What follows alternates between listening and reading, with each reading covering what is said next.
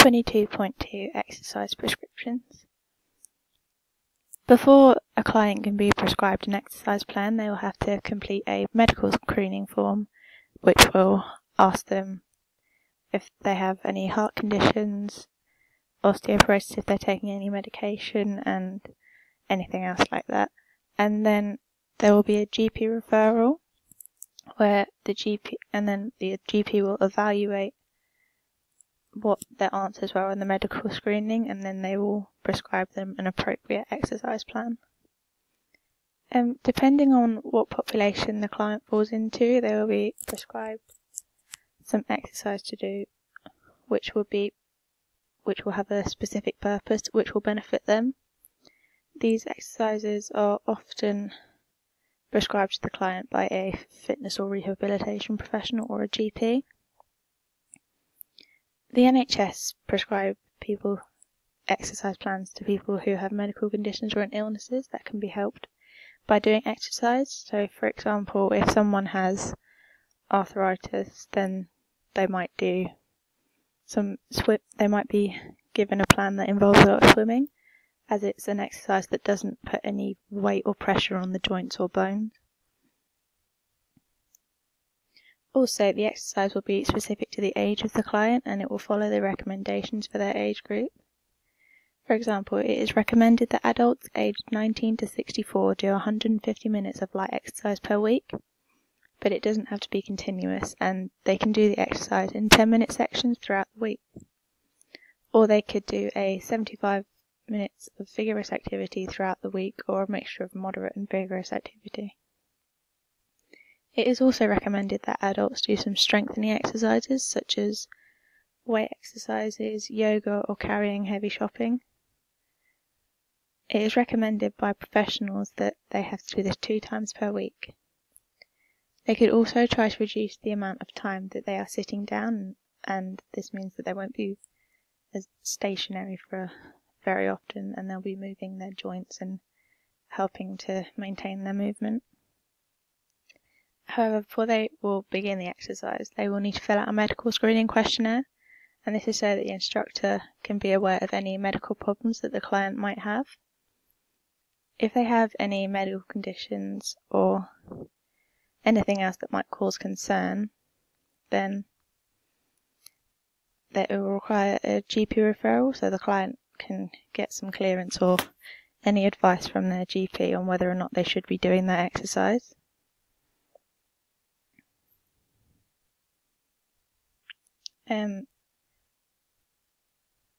The GP will then give the client a recommended exercise program that will be beneficial to the medical conditions or illnesses that the client might have.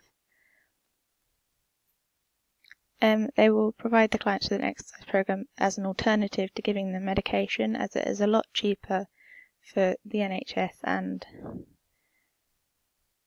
it will also help the clients to feel a lot better about themselves, and it will help them to feel more independent. There are a few things that can prevent a client from doing any exercise testing, and these are the absolute contraindications, which means if they have anything on this blue circle over on the left, then they should not take part in any exercise programs. So if they've had a recent heart attack, if they have any kind of heart disease, severe infection or a fever, serious illness of any kind, or if they have a severe emotional distress. These are the absolute contraindications, which means that under no circumstances that they should take part in an exercise program, as it may cause them even more harm. There are also some contraindications on the right side of the screen on the yellow circle, and these ones are that if a client has any of these ones, then they can take part in an exercise program, but it might be a little bit too intense, so the intensity of the exercise may need to be decreased, so it will reduce the risk of injury or any further complications. These contraindications involve having a limited range of motion, any cardiac limitations, vascular limitations, respiratory problems, any weight-bearing limitations, pregnancy, or if they've any kind of injury previously that could affect their exercise. The contraindication for pregnant women is if they have bleeding in the second or third trimester, then it is highly advised that they don't take part in any form of exercise and they go and seek help from a medical professional. If they have a high blood pressure, diabetes, or a history of preterm labour, then these are also some contraindications that they need to be aware of. These are only a few of the contraindications, but they are also some of the main ones. Pregnant women can take part in lots of different exercise. They can do yoga, which will help to stretch out the muscles and reduce any pains that they might have. The pains and aches can also be reduced by doing some exercise with a light weight, as it will strengthen their body for the labour and it will help them after they've had the baby, when they're carrying the baby or pushing the pram. Also, after the baby is born, the mothers can push the prams around and go for walks. They can do this in a group. There are some exercise groups that do this, or they can just do this individually, whichever is more comfortable for them. The pram pushing will help their aerobic fitness, and even though it is only light exercise, it can still be very beneficial for them. When they are still pregnant, they can also do some aquanatal classes, which can be done at some leisure centres, and this can help them to exercise because the water will help to take some of the baby's weight in the stomach, and it will help the women to do a lot more of the exercises, or help to relax a bit as well, and it will reduce the amount of pressure that on their back and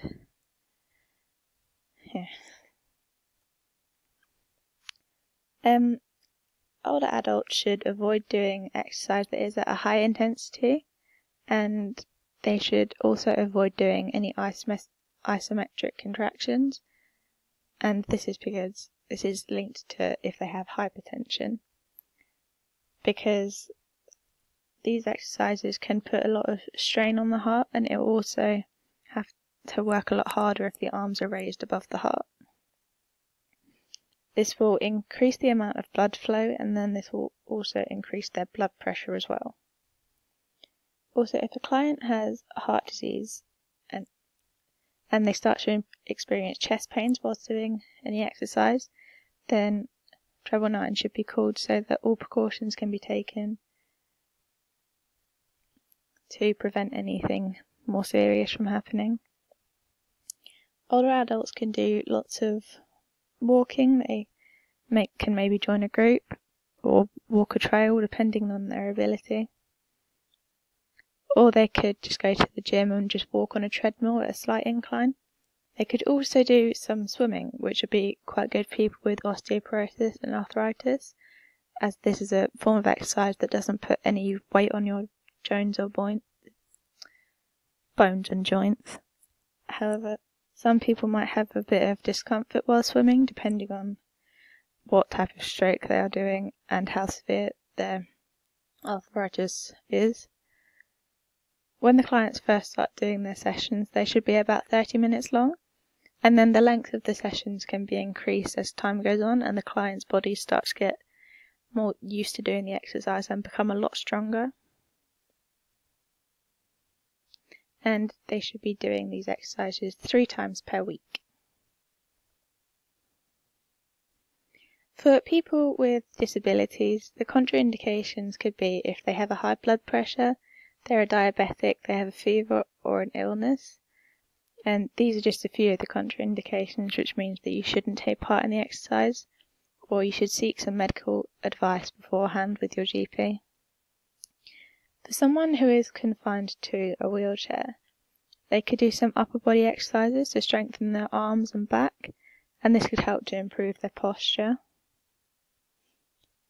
They could do some chest press, shoulder press, or a seated row if the resistance machines are wheelchair accessible, and they could also do some lat pull downs as well. They can do this up to 3 times per week, and each session should be about 45 to 60 minutes long. They'll also be doing 4 to 5 reps for each exercise, as this will help to increase their strength, meaning they'll be working about 70% of their 1 rep max.